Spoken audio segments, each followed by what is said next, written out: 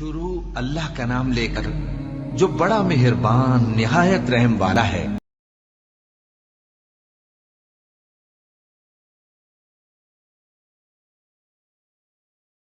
ذرا اس آیت پر اب نگاہ کو مرتکز کیجئے، انسان کا خسارہ کیا ہے۔ دیکھیے، سب سے پہلے میں آپ کی توجہ دلاؤں گا، ذرا آنکھیں کھول کر قلب حساس کے ساتھ نوع انسانی کا مشاہدہ کیجئے۔ کیسے کیسے دکھ، کتنی تکلیفیں، کتنی محنت، کتنی مشقت ہے جو ہر انسان کا مقدر۔ قرآن مجید میں ایک مکمل سورت ہے، سورت البلد، اس میں اللہ تعالیٰ نے متعدد قسمیں کھا کر ایک بات کہی، لا اقسم بہذا البلد وانت حل بہذا البلد ووالد وما ولد لقد خلقنا الانسان فی کبد۔ ہم نے انسان کو مشقت ہی میں پیدا کیا، یہ مشقت ہر انسان کا مقدر ہے۔ لوگ گھروں کو چھوڑ کر آئے ہوئے ہیں، کہاں کہاں انسان جاتا ہے، یہ اس دنیا میں محنت اور مشقت۔ ہاں، ایک مغالطہ ہو جاتا ہے کہ شاید یہ محلوں میں رہنے والے جو ہیں انہیں کوئی مشقت نہیں، انہیں کوئی دکھ نہیں، حالانکہ حقیقت یہ نہیں ہے۔ جو جتنا امیر ہے آپ دیکھیں گے اس کی جسمانی مشقت کم ہے، ذہنی کوفت زیادہ ہے۔ ٹرینکولائزرز کی انہیں ضرورت پڑتی ہے، انہیں سیڈیٹیوز چاہیے، خواب آور دوائیں مزدور کو نہیں کبھی ضرورت پڑے گی۔ وہ 8 گھنٹے کی محنت کرنے کے بعد احساس ہوتا ہے کہ وہ صبح ہی کی خبر لے گا۔ اور یہ وہ لوگ ہیں کہ جن کو ہپنوٹکس، خواب آور دوائیاں، سیڈیٹیوز، مسکن ادویات، یہ سارا لیبنیم اور یہ ویلیم اور یہ فلاں اور یہ فلاں، یہ کہاں جاتے ہیں؟ ذہنی سکون اور اطمینان انسان کو حاصل نہیں۔ کسی کی جسمانی مشقت ہے، کسی کی ذہنی مشقت۔ میں آپ کو یاد دلانا چاہتا ہوں مہاتما گوتم بدھ کا معاملہ۔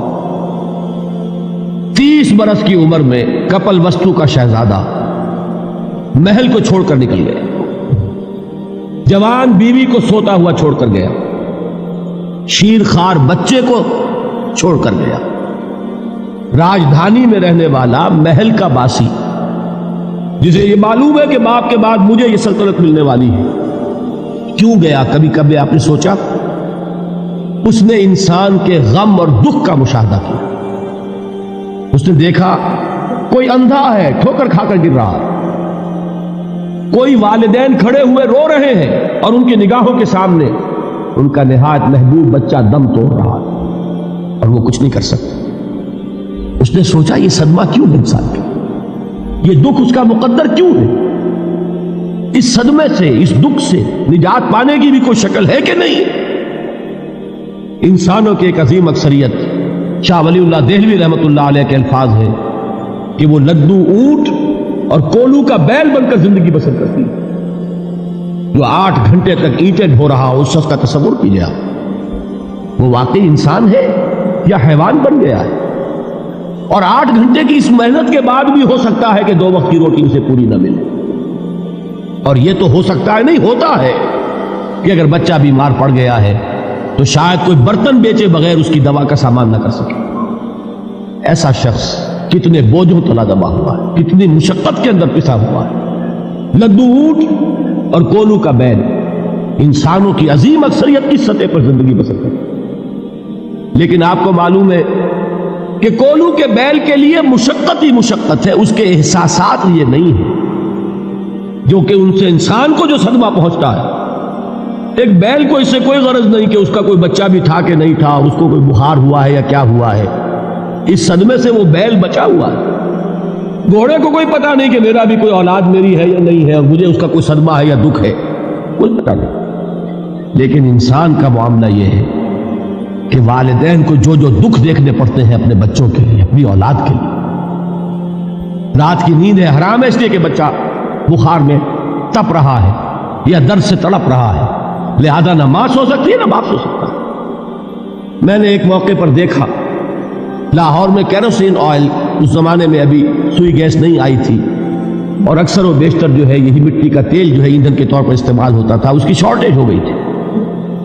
تو کئی فرلانگ لمبی قطاریں لگتی تھی ان دکانوں کے باہر، ڈپوں کے باہر، اور ایسے ایسے منظر بھی کہ ایک خاتون برقع پوش ایک گود میں بچے کو لیے ہوئے، ایک کی انگلی پکڑے ہوئے، بوتل ہاتھ میں لیے ہوئے تیل کے لیے، اور کئی کئی گھنٹے کھڑی ہے دکان۔ یہ مشقت انسان جھیلتا ہے کہ نہیں؟ غالب نے اس کا نقشہ کھینچا ہے کہ رنج سے خوگر ہوا انسان تو مٹ جاتا ہے رنج۔ مشکلیں اتنی بڑی مجھ پر کہ آسا ہو، ہم بھول جاتے ہیں، ورنہ واقعہ یہ کہ قلب حساس ہو اگر، اور قید حیات و بند غم اصل میں دونوں ایک ہیں، موت سے پہلے آدمی غم سے نجات پائے کیوں۔ اچھا یہ تو ہوا لقد خلقنا الانسان فی کبد۔ حیوانات کا معاملہ ایک اور اعتبار سے آسان ہے، ان سے کوئی محاسبہ بھی ہے کیا؟ کوئی جواب دہی بھی ہے؟ کوئی ان کو اللہ کے حضور میں کھڑے ہو کر اپنے اعمال کا حساب بھی دینا؟ نہیں۔ انسان کی یہ ٹریجڈی ہے، یہ المیہ ہے انسان۔ اس کو بھی قرآن مجید کی ایک سورت میں قسمیں کھا کر اذا السماء انشقت، اس کے بعد کیا فرمایا؟ یا ایھا الانسان انک کادح الی ربک کدحا فملاقیہ۔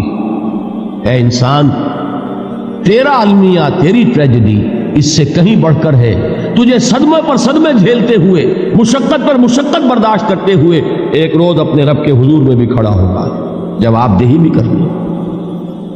اس دن کے حساب سے، اس دن کے احساس سے جو بڑے بڑے ہماری امت کے عظیم جو گلے سرسبد ہیں، ان کا یہ حال آپ نے پڑھا ہوگا۔ حضرت ابوبکر صدیق رضی اللہ تعالیٰ عنہ وہ ایک عجیب کیف کے عالم میں فرمایا کرتے تھے، کاش میں درختوں پر چہچہاتی ہوئی چڑیا ہوتا جس سے حساب کتاب نہیں ہوگا، کاش کہ میں گھاس کا تنکا ہوتا جو آج ہے اور کل آگ میں جلا دیا جاتا، ختم ہو جاتا، اس سے محاسبہ کوئی نہیں۔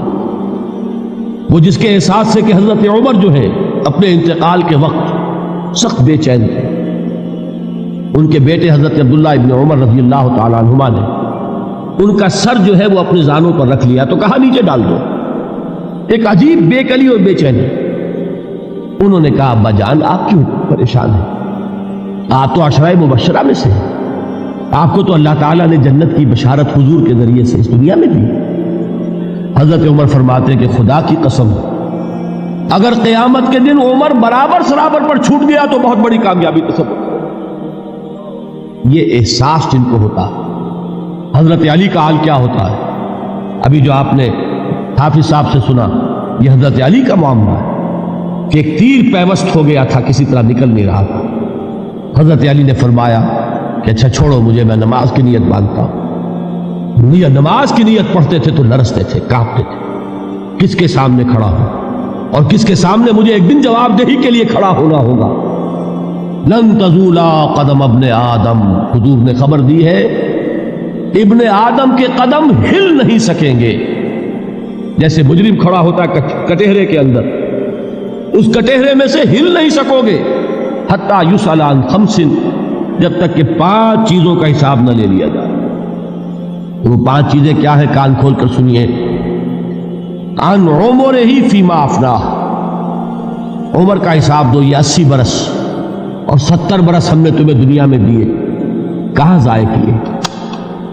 وعن شبابہ فیما ابلاہ، اور خاص طور پر جوانی کا دور، امنگوں کے دن، ولولے ہوتے ہیں، قوت ہوتی ہے، توانائی ہوتی ہے، آدمی چلتے ہوئے زمین پر پاؤں مارتا ہے، قوت جو ہے وہ اپنا اظہار چاہتی ہے۔ یہ جوانی کہاں گلائی؟ حساب دو، ایک ایک لمحے کا حساب دو۔ وعن مالہ من این اکتسبہ وفیما انفقہ، ایک ایک پائی کا حساب دو، مال کا کہاں سے کمایا تھا، حلال سے کہ حرام سے، اور کہاں خرچ کیا تھا، گلچھروں میں، عیاشیوں میں، یا نیکی کے کاموں میں، ادائے حقوق اللہ کے دین کے لیے۔ 4 سوال ہو گئے، 2 زندگی کے بارے میں، ایک زندگی پوری بحیثیت مجموعی کہاں کس کام میں لگائی، اور خاص طور پر شباب کا دور کہاں لگایا۔ 2 سوال مال کے بارے میں، کمایا کہاں سے، حلال سے کہ حرام سے، جائز سے کہ ناجائز سے، خرچ کہاں کیا، اور آخری سوال وعما عمل فیما علم، جو علم حاصل کیا تھا اس میں عمل کتنا کیا۔ علم کے انبار لگاتے چلے گئے اور عمل کی آغاز کی بھی نوبت نہ آئی۔ یہ علم جو ہے یہ اس روز سب سے بڑا وبال بن جائے گا انسان. اتنا علم اور عمل کچھ نہیں، بجائے کہ کریڈٹ کا ذریعہ بنے یہ الٹا ڈیبٹ کا کھاتا بن جائے. یہ جواب دہی کا احساس ہے کہ جس کی وجہ سے انسان کی ٹریجڈی جو ہے وہ دوہری ہے. کوئی حیوان اتنے بوجھ تلے نہیں، مشقت کی، محنت کی، اس زندگی میں ختم ہوئے، اس کے بعد کوئی محاسبہ نہیں. اس کو بھی غالب نے خوب کہا ہے کہ اب تو گھبرا کے یہ کہتے ہیں کہ مر جائیں گے، اور مر کے بھی چین نہ پایا تو کدھر جائیں. یہ ہے وہ ہیومن ٹریجڈی